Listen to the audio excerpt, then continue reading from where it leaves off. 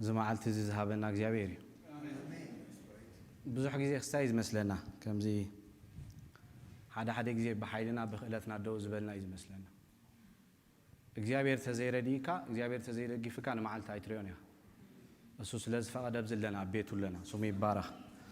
ሱጥራ ይኮነን ገይሩ ካብ ጸልማት ናብ ዘገርም ብርሃን ዘእተወና እግዚአብሔር ስሙ ይባረክ ላም መስከን አብ እዝራ ሓደ ቃል ከነንብብና እዝራ ምዕራፍ 7 ተወሳ 10 ከነንብብና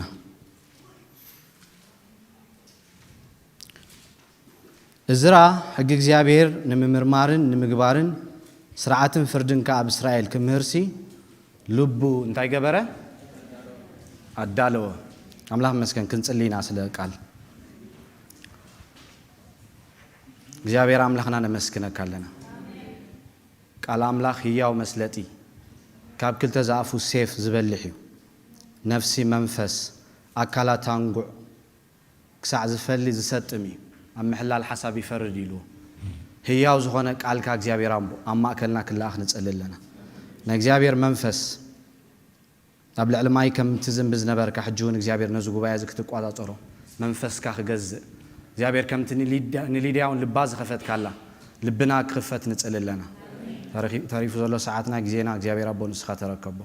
አምልኾ ስግደት ንዓኻ ንበይንኻ ይኹን አሜን አምላክ መስገን እዝራ ኣብ ባቢሎን ተወሊዱ ኦፍ ኮርስ ክንረአና እቲ ንድሕሪት ከመይ ኢሉ ኣብ ባቢሎን ተወሊዱ ከመይ ኢሉ ኣብ ባቢሎን ከይዱ ከመይ ገይሩ ናብ ባቢሎን መጺኡ ከመይ ገይሩ ርእሱ ከዳሉ ደልዩ ኣብ ነገስ ከይና ክንሪኦ ከለና ኣብ ምዕራፍ 1:11 ሰሎሞን ከም ኣቦ ዳዊት ፍጹም ኣይነበረ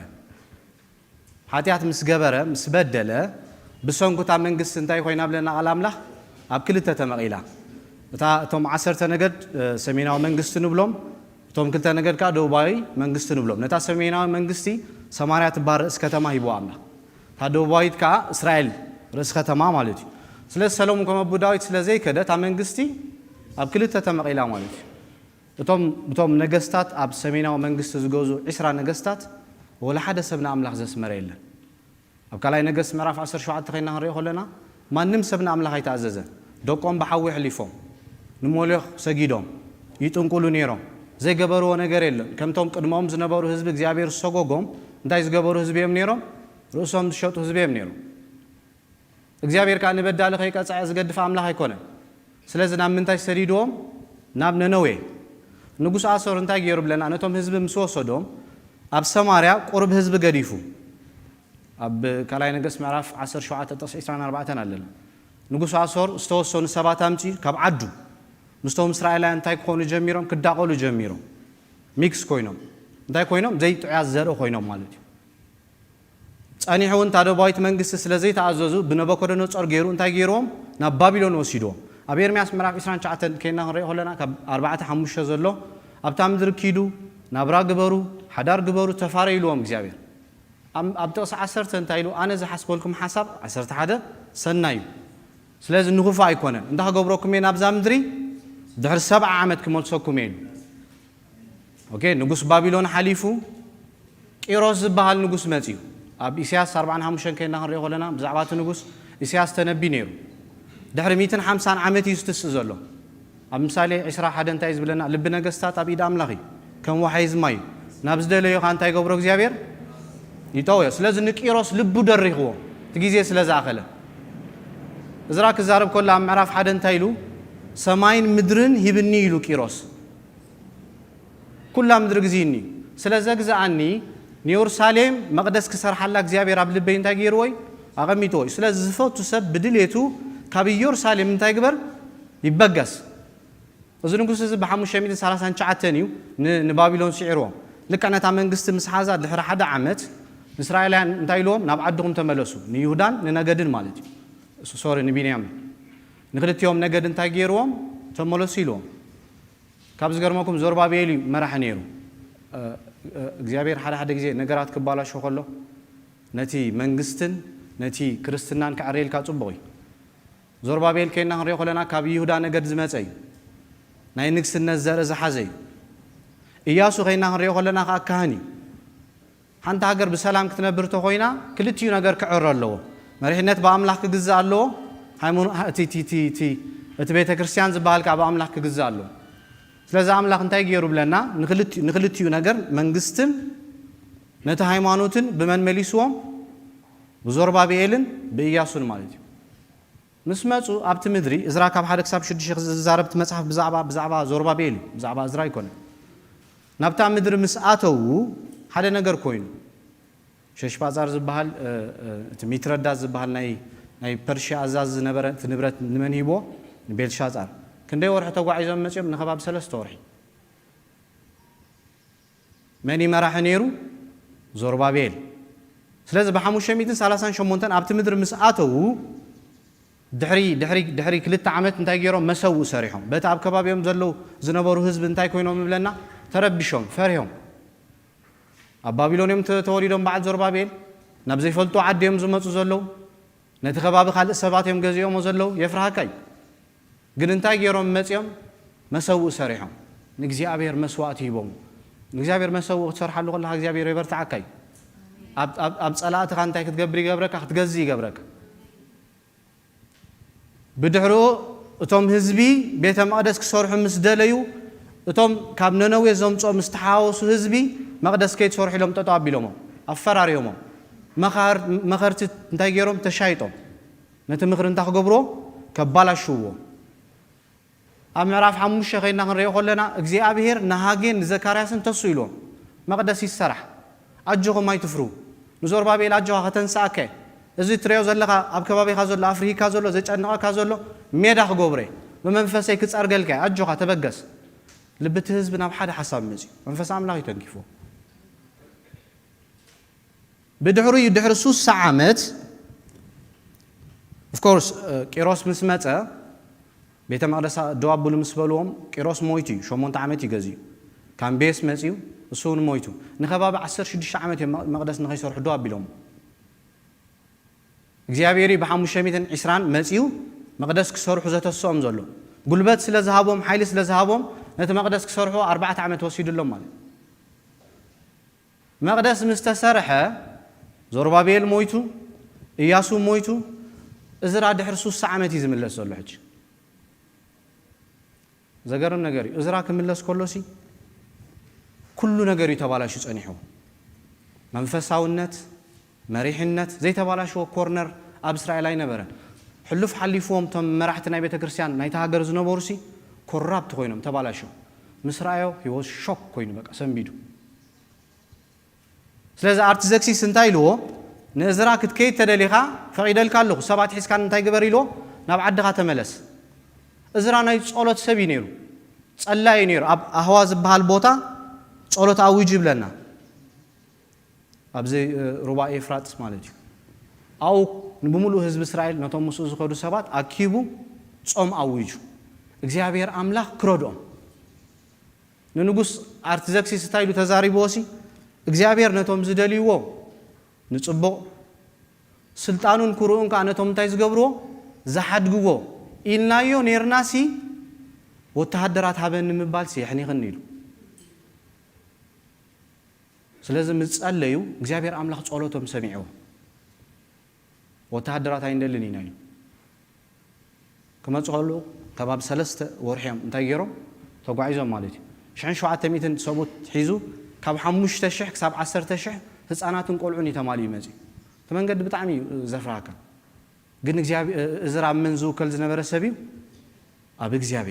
እግዚአብሔር ዝእመን ዝነበረ ሰብ እዩ ኣብ እግዚአብሔር ስለዝተወከለ ካብ ጸላእቶምን ካብ ድብቕ ዝኾነ ናይ ካልእ ኣሰራርሓን እግዚአብሔር እንታይ ክገብሮም ጀሚሩ ክሽፍኖም ጀሚሩ ብሰላም ናብ ኢየሩሳሌም ኣትዮም ኢድ እግዚአብሔር ምስ እዝራ ነይራ ብለና ስለዚ ምስ ኣተወ ይወሲኑ ሓደ ነገር ወሲኑ ንቓል ኣምላኽ ከጽንዖ ኮፍ ኢሉ ኣጽኒዕዎ ጥራይ ኣይኮነን ከዓ ሱቕ ክብል ደልዩ ክነብሮ ምስ ነበሮ ከዓ እንታይ ክገብሮ ክምህሮ ስለዚ እንታይ ኢና ክንሪኦም ማዓንቲ ጥቕሚ ምምርማር ቃል ኣምላኽ ኢና ክንርኢ መጀመርያ ቃል ኣምላኽ ኮፍ ኢልና እንታይ ክንገብሮ ኣለና ክንምርምሮ ኣለና ክንምርምሮ እንተጀሚርና ቃል ኣምላኽ እምነት ንምላእ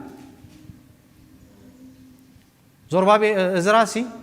ቃል አምላኽ እንተዘይ ምርምር ነይሩ እንተዘይ ጽንዕ ነይሩ ናይ እግዚአብሔር መንነት ጽቡቅ ገይሩ እንተዘይ ርድኦ ነይሩሲ ሰለስተ ወርሒ ብዘይ ወተሃደራት حسابه عنده حزب حزب زمت زلوا نزق كل نجار موسنا نيرودي جن مسكال عملاق ستحازه هو تسلزنا ورا بمنت استمل أسبي نيرو نعملاق انتاي قبرو نيرو بتعمي عملو نيرو أب شومان تخن زارار بولس أنا حناس ننقص كي تعرف انتايلو وتهدرات عند اللي نايلو أريد تنملوها عملاق انتاي نفولتينا رغم قال عملاق كانت سنع كلنا قال عملاق كان نبب كلنا امنتنا نملا أبرومي عصرته توسع عصر شوعة انتاي زبل امنت بمسمعيل مسمع قاب بمتاي بقال كريستوسي بمتن قال ميديتيز جبرنايو زصنعنايو زمرمرنايو منفس سلازونه تقال حيل سلازلو سيف سلازونه انتاي زجبرنا امنت يزملان اوكي قال املاح زصنع سبن قال املاح زيصنع سبن زلوم امنت ببيني اتنقال ليتن معلتن زستنسنو سبنتاي بامنت زملاي Of course نياسو أب معرف هذا خلينا نريق ولا ناسي موسى مويت يبلنا موسى مسموته زيابير أملاخ نياسو أب حيله كلا يكون النجيرو وياتو أركبز ويسرايت كبزح يكون النجيرو داي اللي تزاريبه نقال أملاخ أتصنعيو ليتن معلتنا استنتنو أم ببو مثلا ببك أراد أخا خلوتي وسط رأي يكونن أمناتو إنك تمل لايخا نياسو بيوزنا برا هيوت يوردانوس على بقدمو يوردانوس مسجرة شو عتى نجستات على لو أبقدمو جاين تزغون بقلي له خطاب دقام زيت كل ياري كون بعلو زت عرض كتماي يوردانوس كتساجروس إمنتي اللي كايكو إياسو نتناي موسى حق انتاي قبرو نيرو يتصنعو نيرو ينببو نيرو مسو جزي وسن نيرو متن جزيز وسده تقال حيلس لزلو إمنت انتاي قبر نيرو يوسخ نيرو يملا نيرو ريو أبي يوردانوس مستتصقع سنتهم كهنات انتايلوهم اغروهم انتاي غبور أبي يوردانوس رغصو مس رغصو تما انتاي هوين بلنا دويلو مالتي سلاسان حد النغستات يسعيو إياسو نغزيابير بتعمي زامنو نيرو ام معرف 10 تخينا نريو خلنا فطرت كي ترفي ططو ابيل مسكال املاخ غزي تزيبلكا እግዚአብሔር ናብ ሓደ ነገር ሰጉም ይልካ ሰጉም አይትከልኒኻ ቃል አምላኽ ነትናይ ውሽጥ ሰብናይ ዘበርትዖ ተሐዲስ ሰብ ቃል አምላኽ ይዝልወጥ ስለዚህ ቃል ብዘጽናናሉ መጠን ብዘንበብናይ መጠን እንታይና ንሆን እምነቲና ንምላ ጨካናቲና ንሆን عبيتي جوا أبقدمنا ولا يهالو قال أنت برهيلنا وشتنا قال تتنكيفو بإمنتنا خلنا كأساس نجمر بمرايا يكون براين عصرت هذا خلينا نريق لنا نأمن الجواني الأغميتهم زلوا كلهم قال أملاك سميعهم زامنوا سباتين نتق قال إجابير مستزاربهم سميعهم أمينهم دوي لهم أبتقال اتقالي لويتهم نبعلنو هيوت كنا نريق لنا كو أب أمريدو مركب تسريحها مقاميتنا إسران عمت نتنا إجابير قال مسمعوه أوشتهم يأتوا سلز نبرة يحبر سلز نبرة مسوم تقيمهم براين مرة 4 سميعهم يمكوا قال قل مسوم انتهى جبرن أحبرن سلزي حبرن مسوم انتهى جبروا من أي تقوم من قال يوم نبجبت يوم تمليسهم أبقدمهم عبيت نجارات كجاتهم كله كفرز تلعله نبجبت يوم زملوا سنيرهم بعد ياسو بعد كليب توم نقال أملاح صبوا جيرم ويكان إجابير صبوا جيرم زر دوزنا بورو سبات جن مسام لاخ يم دوز بلونير سلستم أبي براين 10 حدا قامي توم زلوا نايم نتابوتات نقال أملاح صبوا جيرم زنبو بزنا بورو خينهم بإمنة استمالي يبنير ريوا قال كنا نبب تدلينا تحسنا تزيوتنا يبعزلناي ينبهوا قاي أبكال النجر أكتيفيها ولا 24 ساعة فيلم channel كيف تكحتر تخليها نتعال مسحاس كياج ندفع كيد نقلي ده قصي في الجمع بلا كمان هنا وسفلتيو نتعال إن حركة تصنع أنت جميرك بإمنة كم تملأ فلتيو نعلم نسعر الله إمنتيو قال يبلنا بأمنتنا دحنا زحزنا زلنا قعزوها بأمنتنا نودو بخال أيكون سكان رايم سيدراك ميساك عبدنيغوسي عبدانين معرف سلسة نبكرونو تورناتو مسل غميتو بلنا እግዚአብሔር ይርዳና ኮም ምስል ተዝቅመጥ ነይርኮ ወይ ስገድ ወይና በሐው خድር ባይኻ ውሽጡ በቃል አምላክ ዝተጠቀጠቀ ዝተለወጠ ትራንስፎርም ዝሆነ ሰብተ ዘይ ኮይኑ ተሰግድ በውዳው ትንበርካ እሶም ግን አምላክ ፈልጦም they have faith እምነት አለው ናምላኩም ጽቡቅ ገሮም አብጠርጥሮም እንታይ ይገብርን አብቃሉ ተረዲዮም ስለዚህ ሓደ ማዓልት ነብኮዶነጾር ቁርብ ጠዊ ምስበለ ዑምሩ ማንም ሰብ ክሰግደል ያለን ይሉ ወዳይ ሐሙስ ንማርኔን ኩሉ ሰብ ሰጊዱ ሰለስተ ሰባት ጥራይ ጠጠው ኢሎም ዋላው ዝነበሩ አይዳን ሰጊዶም ነቲ ቃል በትክክል ዘይፈልጦ ማለት ምስተቃል ትክክል ሕብረት ዘይነበሮም ማለት በጣም ሰምቢዱ ነብኮዶነጾር ከፈራርሆም ኢሉሲ ሸውዓተ ዕጽፊ ዘገርም ቃል አለው ነቶም ዝደርበይዎም ሲተሐውቀት ይልዎም ማዕረን ይብርቱ አኸም ዝነበረ እሳቶም ግን ሓደ ነገር ተዛሪቦም ንዓኻን ናማልኽትኻን ንምስልኻን አይንሰግድኒና አምላኽና ይኽእል ታ ፖይንት ዚያጅ አምላኽና እንታይ ይኽእል ሲኮነንት ፖይንት ንፈልጦይና we know him ከድሕነና ከም ዝኽእልና ኣምኒና ተደልዩ ጽቡቕ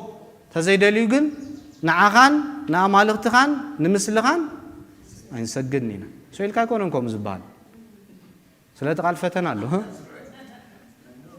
ኩርማጅ ምስተላእኸካ ካብ ጥልቂ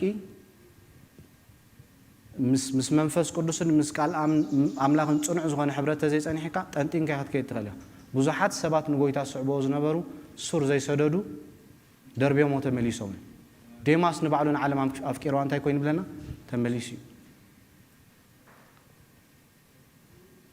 ስለዚህ ጥቕሚ ቃል አምላኽ ከነጽንዖ ከለና ውሽጥና እዩ ዝመሎ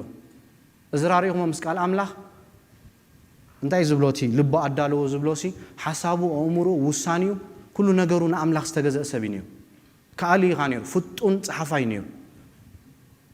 ክእለት ዝነበሮ እዩ ኣብ ቃል አምላኽ ካብ ዝገርመኩም ኣብ ባቢሎን እንዳዓበየ ከሎሲ ብናይ ባቢሎን መንፈስ ዘይተጸለወ ሰብ እዩ ሪቕሞ ኣብ ስደት ተወሊዱ ኣብ ክንደይ ጣዖታት ዝምለኹሉ ክንደይ ርክሰት ዝግበረሉ ቦታ ተወሊዱ ዓብዩ ምስ ቃል አምላኽ ግዜ ስለ ዝነበሮ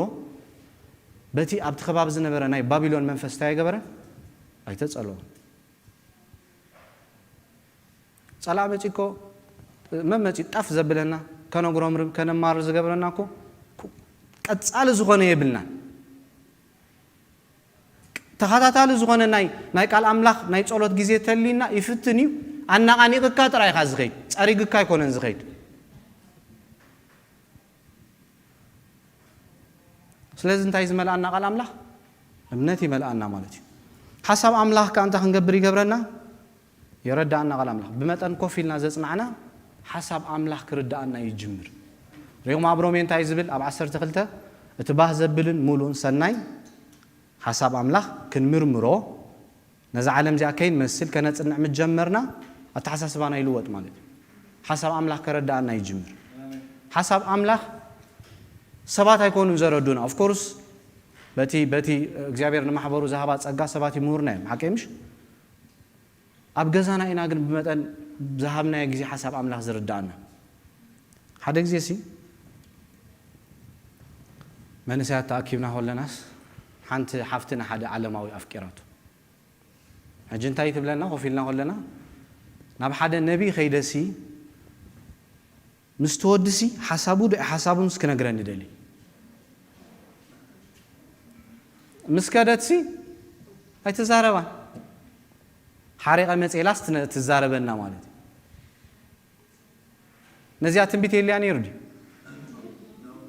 أبكالا يكونون دوس مراف شدشان تايز بلنا مزيع عمنت برعت بارنت نتاهن قبري بلنا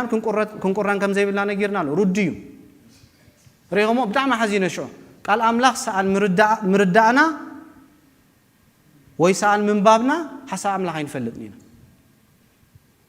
حسب أملاك تفلتو كوفيلك على أملاك تتصنع كل خير أنت يفوتو እንታይ ይጸልእ እንታይ ይደሊ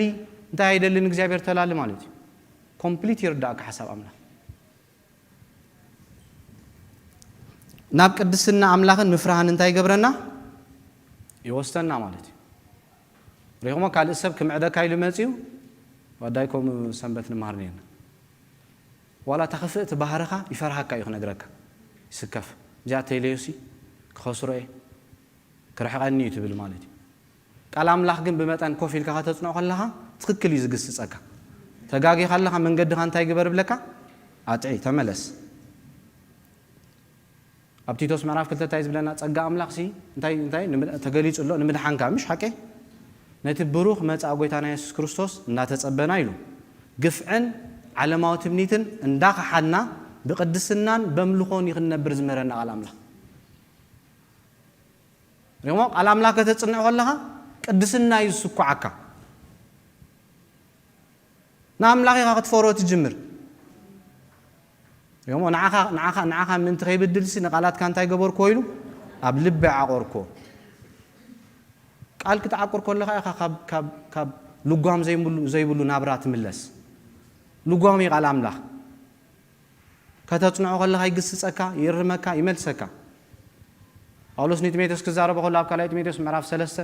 ካብ 14 ትሒዙሲ እተን ንምድሓን ከለብማ ዝኽእላ ካብ ንእስነትካ እንታይ ዝገበርካየን ሰማዕካየን በአን ጽናዕ ሒዝካየን ኢኻ በአንካ እንታይ ግበር ጽናዕ ኢሎ እቲ ናይ አምላኽ ሰብ ንሰናይ ግብሪ ዘበለ ፈጺሙ ተዳልዩ ፍጹም ምእንቲ ክኸውንሲ መንፈስ አምላኽ ዝነፈሶ ጽሑፍ ከንብብ ኣሎ ንምንታይ ይጠቕሞ ንምእራም ንጽድቂ ንምቕናዕ ንተግሳጽ ጽድቅላ ወሪኹም አልዮም ዲስፕሊን የትሕዘካ ማለት ምስኡ ጊዜ ተሊካ በብዝረኣኻዮ ነገር ኣይትውሰድን ኢኻ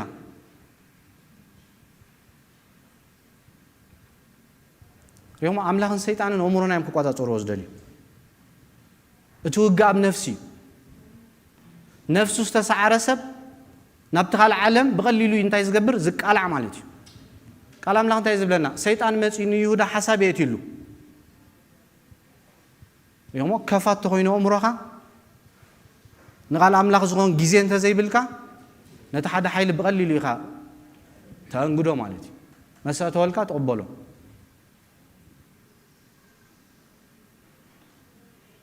ስለዚ እንታይ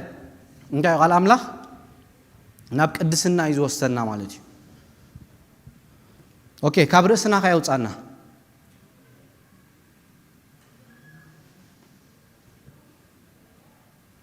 ቃል አምላኽ ዘንብብ ሰብ ንሓሳብ አምላኽን ንሕዋቱን ይዝነብር እዚ ኩሉ ገልጠምጠም ስጋውነት እዚ ኩሉ ኣብ ቤት አምላኽ ንሪኦ ዘለና ውጽኢት ምስ አምላኽ ጊዜ ዘይምውሳድ እዩ ሐዋርያ እኮ ከማና ሰባት እዮም እንታዮም ግን ገይሮም ርእሶም ሸይጦም ንአምላኽ ጊዜ ይብዎ ስለ ዝነበሩ እግዚአብሔር ታኽገብሮም ጀሚሩ ክልውጦም ጀሚሩ ለዊጦም ጥራይ ኣይኮነን ስቕ ኢሉ ካብ ናቶም ሓሳብን ድሌታትን ፍቓድ ናውፂኡ ንናቶ ሓሳብን ንኻልእ ሰብን ከም ዝነብሩ ገይርዎም ዘገርም ነገር እዩ ዳንኤል ምዕራፍ 9 ኸይና ክንሪኦ ከለና ሲ ተንበርኪኹ ክጽሊ ጀሚሩ ዳንኤል ኣብ መጽሓፍ ቅዱስ ክንሪኦ ከለና ብሉጽ መንፈስ ዝነበሮ ሰብ እዩ ሓጢአት ዘይገብር እግዚአብሔር ዘነቆ ሰብ እዩ ነይሩ ሪኹሞ ንርእሱ ብጽድቂ አምላኽ እንዳነበረ ሲ ኣብቲ ነቓዕ ግን ንሃገሩ ደው ክብል ጀሚሩ ምስ ቃል አምላኽ ዘይትውዕል ተኾንካ እኮ ተንበርኪኽካ ግበረለይ ኣብ ርእስኻ ኢኻ ትዘውር ኣብታ ናትካ ዙርያ ዓንኬል ኢኻ ትዘውር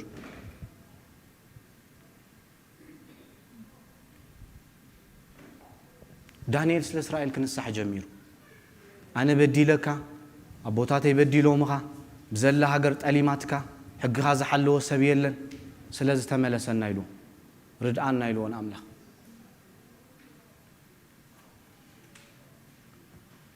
ምስ ቃል ጊዜ ዝወስድ ጸሎቱ ንባዕሉ ይቕየር እዩ ካብ ርእሱ ወፂኡ ንኻልእ ክነብር እንታይ ይኾን ርእሱ ይህብ ማለት እዩ እዝራ ምዕራፍ 9 ኸይና ክንሪኦ ከለና ዘገርም እዩ ነቲ ህዝቢ ሲ እቲ ህዝቢ ኣብቲ ሽዑ ዝነበረ ህዝቢ እቶም ኣብኡ ዝነበሩ ኩሎም እቶም መራሕቲ ንባዕሎም ኮራፕቲ ኮይኖም ጸኒሖም እሱ ጥራይ ኣይኮነን ምስ ካልእ ዘይእስራኤላውያን ኣዋልድ ተዋሲቦም ነቲ ዘርኢ ባላሽዮሞ نزرع متى مس نجاروسي أبجزء أتيو كبك جميل እግዚአብሔር ተመለሰና በጃኸ ወረጋ ምብካይ ጥራይ ኮነ ኒርናቱ ክትሪዮ ከለኻ ኢምፕረስ ዲዝ ገብረካ ይወቱ ጽሕሙ ጻጉሩ خلاص ክንጽ ሓሙኽሽት እንዳገበረ ኣብ ምዕራፍ 10 ነቲ ዝነበረ ብልሽውና ንኸጽሪዮ ከባብ 3 ወርሕ ወሲዱሉ ምናቱ ህዝቢ ኩሉ ተዳባሊኡ تعلم سي أبيت أملاك أتياسي تقاطع إيراتون تجزا إذا رجعنا بتنقع كوينو سل إسرائيل نخبر جميرو كمال الجميرو كتسأل الجميرو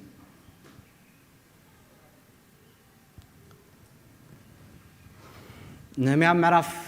هذا خينا هنريه لنا the same كما يجيرو دحر 10 عامات دحر إسرائيل متى نهمية كما تقول له هناني زبها الحاو متى مكابي بيروساليم انتاي كويني فريسيو اتسبا مكرا يزولو اوردت يزولو اب ጭንቀት ይዘሎ مسبولوسي ጾም አውጁ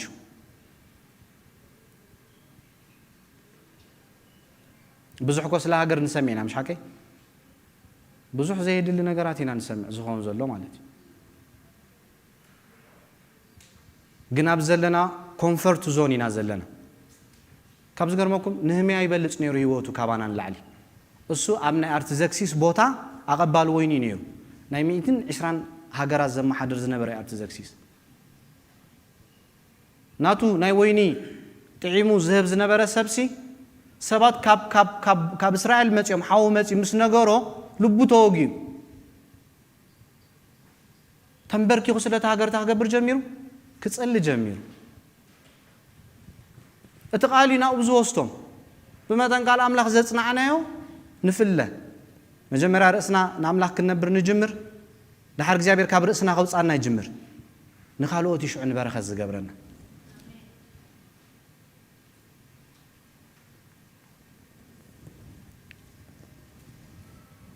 باولوس زبال كلاتنا نفولتين هيوتو زمارخنا نابرو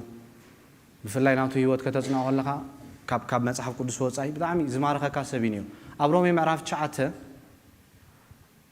كنا خنوتنا خلنا أنا نبسيول انتز أطويلو أوشتي زي باتخ سقايك أنزل للنيل بسنك مني بسنك إسرائيلاوين أنا وجوز تسكون أنا تيما نبسيول انتز أطو أنا من ما هب بزل إسرائيل تدحن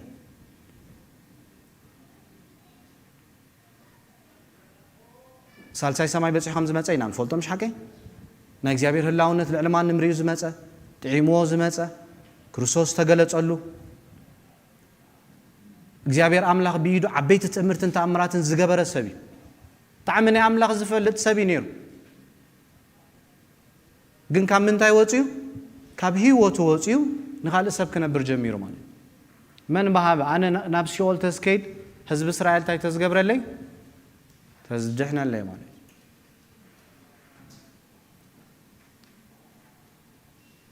ስለዚህ ቃል አምላክ መሰጽናና መስመርመርና መስተረዳና እግዚአብሔርና ምንታይ ክንመጽ ዝደለና ናብ ምግባር ይክንመጽ ዝደለና እግዚአብሔር ንፈርሳያን ዘይሕጎሰሎም ዝነበረ ህይወቶም ከመም ገይር መጽሐፍ ቅዱስ ዝፈልጥ ሰባይ ነበር ዝሰሓቱ ወግና በሓደ ነገር እዩ አዝዮም እንታይም ነይሮም ሂፖክሪት አምሰል ሰባት እዮም ነይሮም ቃል ፍልጠት አለዎም ግን ናምላክ እንታይ ዘይገብር መንነት ነይሮም ዘይእዘዝ ብዙ ጊዜ እግዚአብሔር ንማህበር ንሃገር ንስድራ ቤት ከተቀመልና እንደሊና ቃል አምላክ አጽኒና ዘይነብር ተሆይና ከተቀመልና አይከልኒ ፕሪንሲፕል አለው መጽሐፍ ቅዱስ አጽኒካ ዘይት እዞዞ ተሆንካ እግዚአብሔር ንበረከት ክገብረካ አይከልኒ ርኡሱ ክገልጸልካ አይከልኒ እግዚአብሔር ርኡሱ ዝገልጽ ሐሳቡ ዘትሕዘካ علامو زت حزكا زقلت الكا دمت زسمعكا نتقال عم بيبكايو أتصنعكايو نام مزاز كتكيد كل خي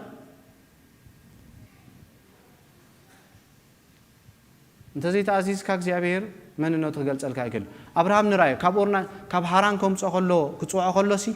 مستزارب ونتايز بلنا علام لا أبراهام سميع ويتعزيزو أبزفترة 20 كلتن كينا خريج ولا زجر من أنري نود خان تايجبر الليلو سوى عليه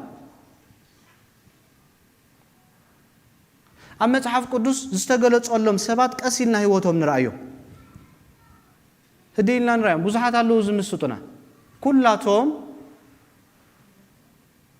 ንቓል ኣምላኽ ፈሊጦም ዝተኣዘዝዎ እግዚአብሔር ርእሱ ገሊጹሎም ሃገር ከድሕኑ ወለዶ ከድሕኑ ዝተጠቀመሎም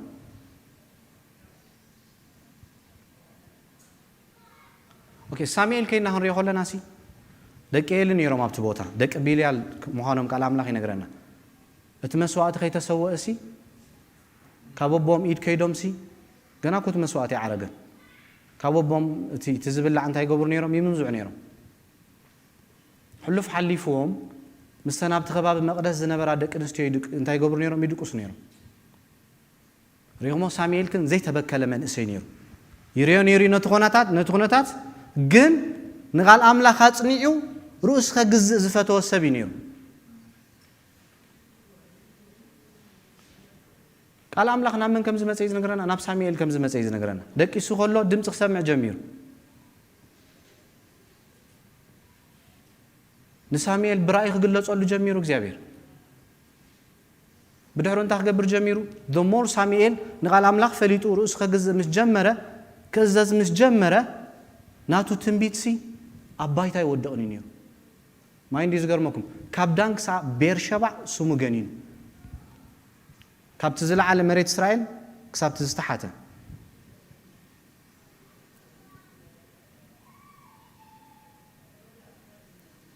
ሪኦሞ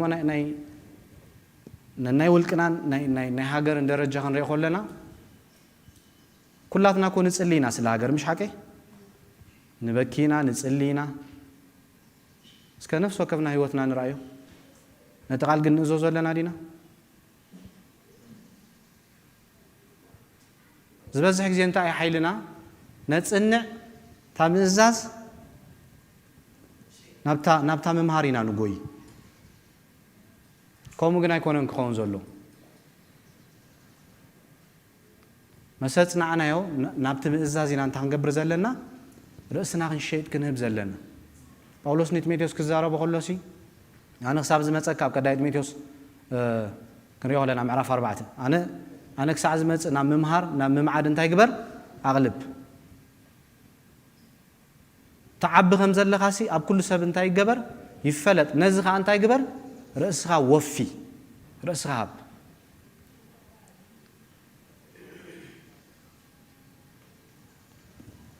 ክብሪ ኣምላኽ ብዘይ ምእዛዝ ኣይመጽእን እዩ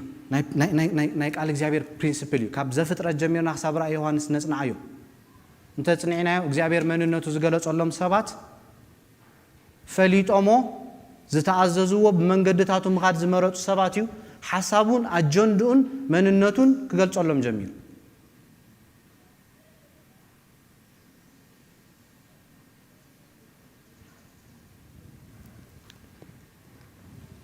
ኦኬ ንጉስ አሳ ከይና ክንሪኦ ከለናሲ ሓደ ነገር ገይሩ ሮብዓም ምስ ደየበ ኣብያ መጽዩ ድሕሪ ኣብያ አሳ መጽዩ አሳ ክመጽእ ከሎሲ ንቓል ኣምላኽ ኣፍቂርዎ ንቓል ኣምላኽ ከጽንዖ ጀሚሩ ልክዕ መሰጽንዖሲ በዲዩ ጀሚሩ ምጽራይ ናይ ኣስታተር ኣምላኽ ሒዛ ነይራስ ነቲ ኣምላኻ የሕዲጉ ሴርዎ ኣብ ባሓጉኡ ግብረ ሶዶማውያን ኣብቲ ምድሪ ንኽዝሙ ለቂቕዎም ዝነበረ ነቶም ግብረ ሰዶማውያን እንታይ ክገብሮም ጀሚሩ ከጽርዮም ጀሚሩ ካብታ ክሰጎም ጀሚሩ ሓደ ኣዋጅ ኣውፅኡ ኣብቲ ሃገር ንኣምላኽ ዘይደሊ ሰብ ሞት ይሙት ኢሉ ንእግዚአብሔር ብሙሉእ ልቦም ስለ ዝደለይዎሲ እግዚአብሔር ኣብ ዙርዮም ዕረፍቲ ይቦም ሪኦሞ ናብ ስጉምቲ ይኸይዱ ንቓል ኣምላኽ ፈሊጥዎ ጥራይ ኣይኮነን ስቕ ኢሉ ምስ ተኣዘዞ ንኣምላኽ ምስ ሰምዖ እግዚአብሔር ኣምላኽ እንታይ ክገብሮ ጀሚሩ ኣብ ዝኸዶ ቦታ ከስልጠሉ ጀሚሩ ቆንዖ ጀሚሩ ኣሳ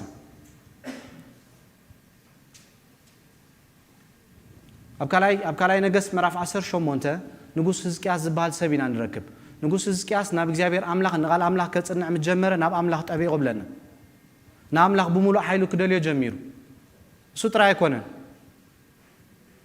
እቲ እስራኤላውያን ሒዞሞ ዝመፁ እቲ ብሮንዝ ተመን ዝሰቕልሉ ዝነበሩስ ኣብቲ ምድሪ ይምለኽ ነይሩ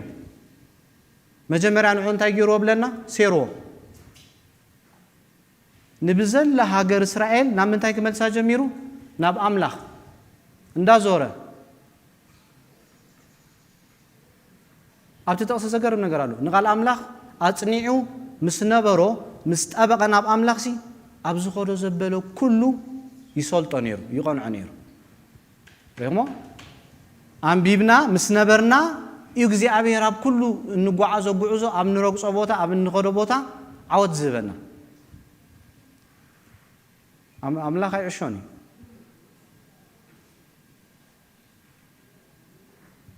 ከተታሉሉ ኣይትከልኒ ኻን ኣምላኽ ታ ጽሪት መንገዲ ሒዝካ ክትከይድ ከለኻ እዩ ምስ መንነቱ ዘራኽበካ ንሕና ኢና ናብ ኣምላኽ ንመጽእ እምበር እሱ ናባና ይወርድኒ እሱ ቅዱስ እዩ ስታንዳርድ ናቱ መለክዕ ኣለዎ ሰባት ኢና ናብኡ ናቱ ናብቲ ናቱ ሓሳብ ናብቲ ናቱ ምእዛዝ ኢና ንመጽእ ምስ ተኣዘዝናዮ እንታይ ገብረልና እግዚኣብሔር ኣብ ዙርያና ዕረፍቲ ህበና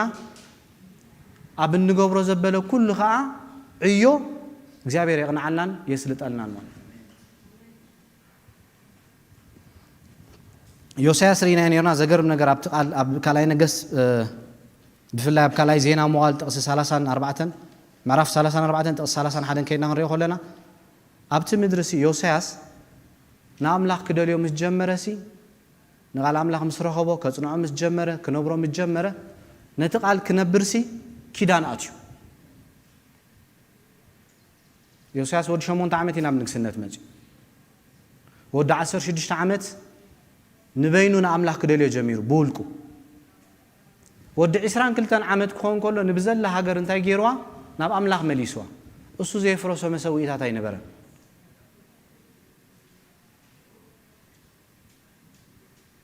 ኣብ ኩሉ ቦታ ዮሴያስ ከና ህይወቱ ኾነጽናዕ ከለና ኣብ ኩሉ ኮርነርና ህይወቱ እንታይ ነይሩ ዝተዓወተ ሰብ ነይሩ ማለት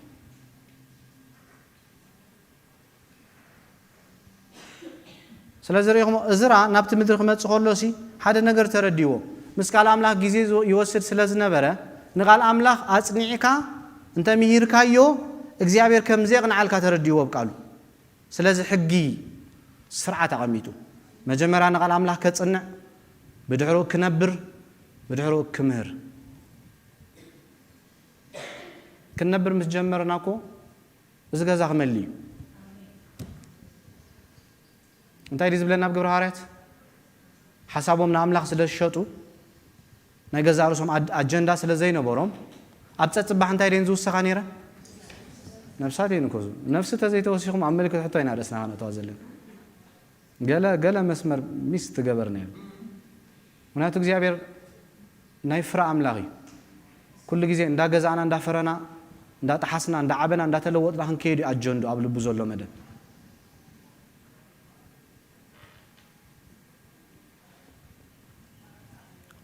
ጳውሎስ ከይና ክንሪኦ ከለና ንቃል ኣምላኽ ፈጺሙ ኮምፕሊት ርእሱ ዘግዘእ ሰብ እዩ ንሰብ ተሰሎንቄስ ሓደ ግዜ እንታይ ኢሉ ተዛሪቦም ኣብ ቅድመኹምን ኣብ ቅድመ ኣምላኽን ከመይ ብቅድስና ከም ዝተመላለስናስ ኣምላኽ ምስክርና እዩ ንስኻትኩም ከዓ ምስክርና ኢኹም ኢሎም ሓደ ሰብኣይ እኮ ንብዘሎ ኤሮጳ ገላቢጦ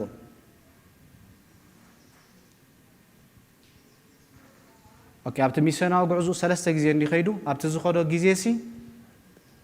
በይኒ ነይሩ ኦፍኮርስ በዓል ሲላስ በዓል ባርናባስ ነይሮም ንናይ እግዚአብሔር ነገር ህይወቱ ስለ ዝሃበት ጳውሎስ በይኑ ዘዛኣተወ ቦታ እንታይ ገብሮ ነይሩ ይወርሶ ነይሩ ገሌን ከተማታት ብሓጢኣት ዝተጫማለቓ ብጣዖት ዝተጫማለቓ ዝረኸሰያ ነይረን በዓል ኤፌሶን በዓል ቆሮንጦስ ከይና ክንሪኦ ከለና ኣብኡ ክትነብር ኣይትክእልኒ ኢኻ ريغم تابانا زول حيل كنقاسقس زغل ماس مسيلكم بتخكل ناب املاح مستبغناي كاين عشو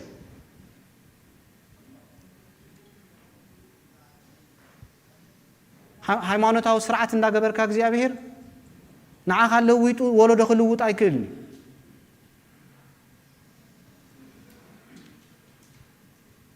ስለዚህ ኣብ ኩሉ ቦታ ዝረገጾ ዘበለ ጳውሎስ ኩሉ እግዚአብሔር የውርሶ ነይሩ ዘይገዞ ቦታ የለን ሕጂ ዘለና ኣብ ዓለም ኣመንትኮ ብዙሓት ኢና በጣም ኢና ብዙሓት ግን መስመር ሚስ ጌርና ኣለና هرا هدن بالموسك استوصلنا دا عرسنا نحسبه هدأتيلنا مون رأي رأسنا زجاكنا لبي بلنا ناملا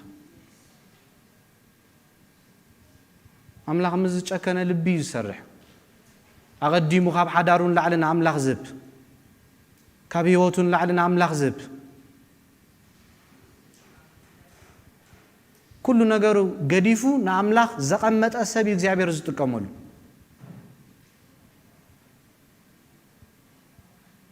هين لبنا استمع عليه نحرب تخكل تارينا نمرمر أبقى بوتا شفيتي يتصنحنا وإغزابير قال نجار سلازي قبلنا تخارين على نامسو ويسلاز دونغينا أملاخ مجمر عندلي ناي مقبارن زي مقبارنا يكون أنتو قداي قال أملاخ كانت صنع كنبر يزدلينا بدحرو تخالك ما تصنعي خطبقي أجهم منقصون صدقن تدلينا تخال انتي قبرناي كما تصنعي مالتي سلازي أم مهار كنكيد كلنا إزرا of course إزرا كينا خريقنا أم نهمي أم عرف شو مونتا نتهزب ندا مهارو خلوسي وتوم هزب ملو مع التخبقي جميرهم تاي مسيلكم إزرا ندام ببولهم كلوسي كرتو جميرهم نمتاي تراتيعهم ملو معلتين بخير أيتوب كيلو ميم أبيدومو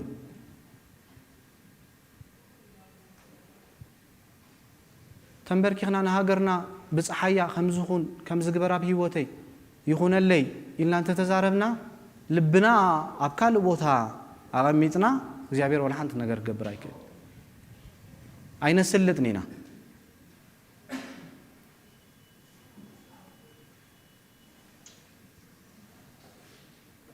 إذا كمروا متجمرتهم هزبي أي بقى بخيات يبغي نيرو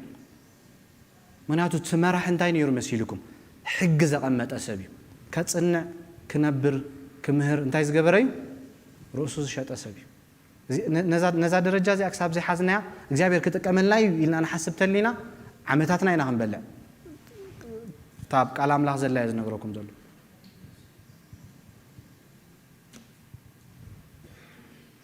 تصفاتاتنا خبانا ندار حقيق خيط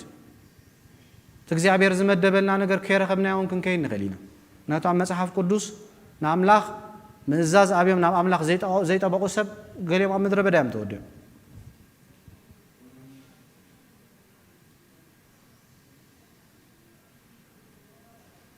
مزاي عشو لبن كلي تنزمر مر أملاخنا نقو عزل لنا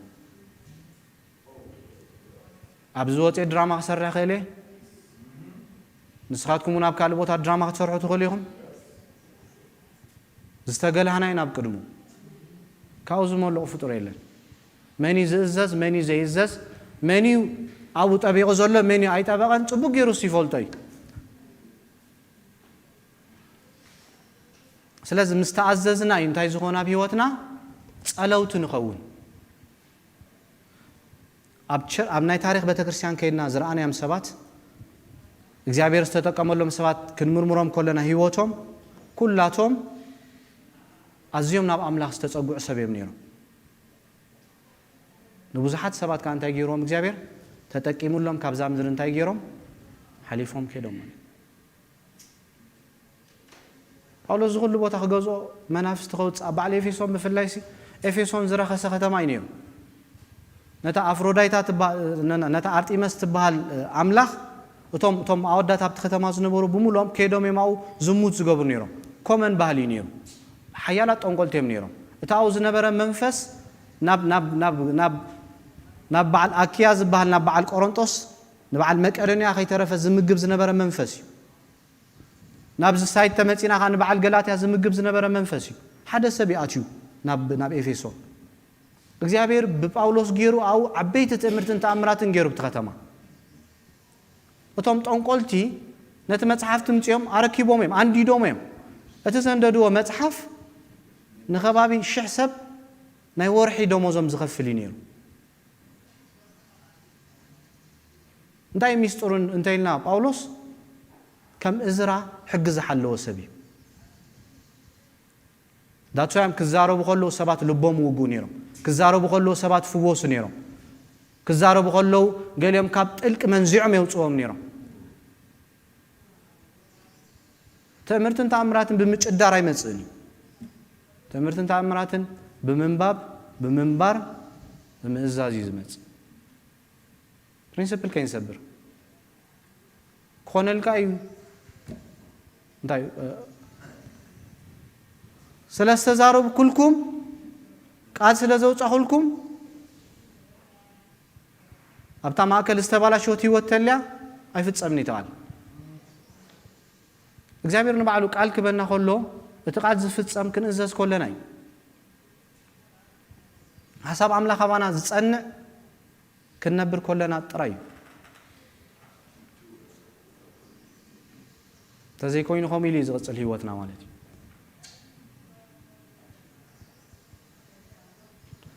ስለዚ ካብ እዝራ ንመሃሮ እንታይ እዩ ኦፍ ኮርስ ናይ ሎማዓንቲ ኣርእስትና እሱ እዩ ንዕዮ አምላኽ እንታይ ምግባር እዩ ልብኻ ምድላው እዩ ኣብ ዓድና ኣብ ሓዳርና ኣብ ህይወትና ኣብ ቤተ ክርስቲያን ተጽዕኖ ለውጥ ከነምጽእ ድሌት ተሊና ንቓል አምላኽ በዚ ደረጃ ዘንሓልፎ ኣለና ማለት እዩ ነጽንዕ ንነብር ንምህር ሓደ ዓለማዊ ነገር እምሩ ክምላእ ዝወዓለ ሰብ ኣብዚ መጺኻ ዋላ ድሌት ካተ ተዛረብካዮ ኦሬዲ ሶሙን ሙሉእ ካልእ ነገር ይኽጥቕጥቆ ኣኒሩሱ መንፈሳዊ ነበረ ንብል ሹ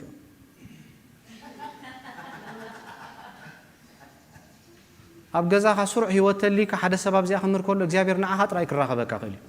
ንዓኻ ጥራይ ክትንክፈካ ኽእል ስለዚ እቲ ጌም ኣብ ነፍሲ እዩ ነፍስኻ ብቓል ኣምላኽ እያ ትጥዕይ ብቓል ኣምላኽ እያ ትልወጥ ብቓል ኣምላኽ እያ ትሕደስ ስለዚ ናይ ሎም መልእኽተይ እሱ እዩ ንዕዮ ኣምላኽ እንታይ ምግባር እዩ ልብኻ ምድላው በዚ ደረጃታት እዚ ተኸይድካ እግዚአብሔር እንታይ ይገብረልካ ይኸብረልካ ማለት እዩ አይ ቲንክ ዛሕጅ ዘላ ኣብ መላእ ዓለም ዘላ ማሕበር ቃል ንፍትኒና ምንባር የለን ኣብ ገለኻ ጥዑይ ናይ ቃል ግዜ የለና ኣብቲ ምንባርካ እንታይ ጌርና ያለና ስሒትና ያለና ማለት እዩ ስለዚ ኣምላኽ ዝደልየልና ዘሎ እንታይ እዩ ከነንብበሉ ግዜ ክንቦ ምስኡ ነቲ ዝሰማዕናዮ ገበርቲ ቃል ኩን ኢልና ኣሎ ያዕቆብ ክንገብር ካብ ዝገርመኩም ነተን ክልቲአን ተማሊእናየን ኮፍ ኢልና ከለና ዋላ መናፍስቲ ክወፁ ክጅምር እዮም ሰባት ክርትዑ ክጅምር እዮም ከይተዛረብናዮም ኣብ ገለዞም ናይ ቸርች ኣቦታት ሲ ንሳቶም ብሓደ ጎደና ተሓሊፎም ባራ ትዕፆ ነይሩ ግደፎም ወይኮን ናብቲ ባርካቱ እቶም እግዚአብሔር ኣብ ብዙሕ ቦታ ዝተጠቀመሎም ዞም ጋድስ ጀነራልስ ንብሎም ብምሎም እንታይ እዮም ነይሮም ንኣምላኽ ዝነብር ንኣምላኽ ዝተወፈየ ህይወት ነይሮም ማለት ኣምላኽ መስገን ናይ ሎማዓንቲ መልእኽተይ እሱ እዩ ክንጽሊ ኢና እግዚአብሔር ክረድኣና እዩ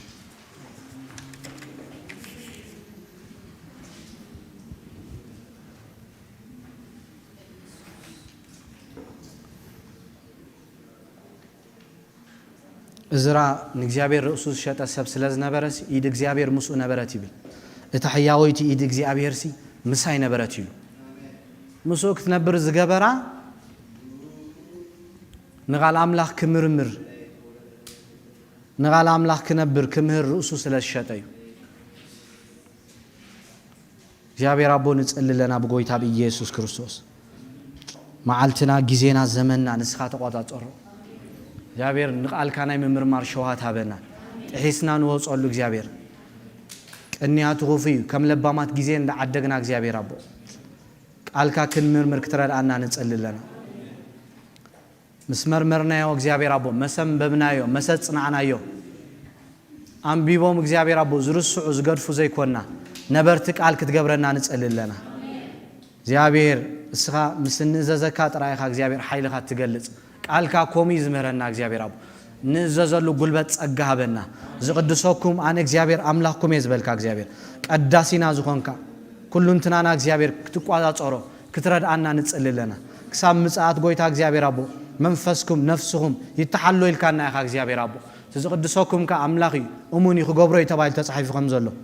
በኩሉ ነገር እግዚአብሔር ኩሉንትናና ክትቋጻጸር ንጸልለና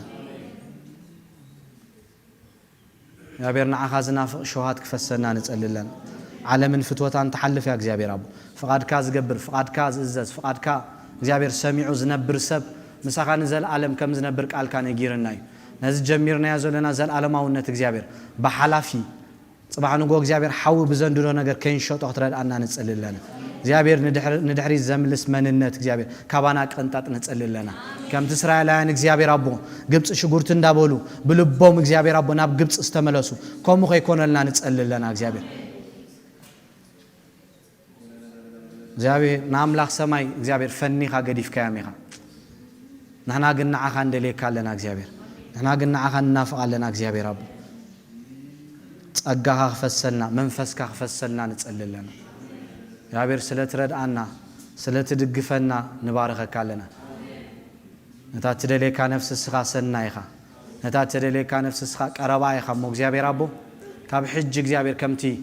ዮሳያስ ንዓኻ ክደል ቃል ኪዳን ዘአቶ እግዚአብሔር አቦ እዚ ማሕበር እዚ ንዓኻ ክደል ቃል ኪዳን ክናቱ እግዚአብሔር ብኩሉ ነገር ክትረዳና ክንሕልን ዘመንና ሰዓትና ጊዜና አጠቃቀማና ክንፈልጥ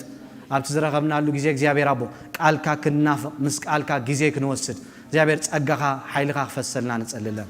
ስለዝረዳእካና ስለዝደገፍካና ነመስግነካለን አምልኮ ስግደት ንዓኻ ንበይንኻ ይኹን ጎይታ ኢየሱስ አሜን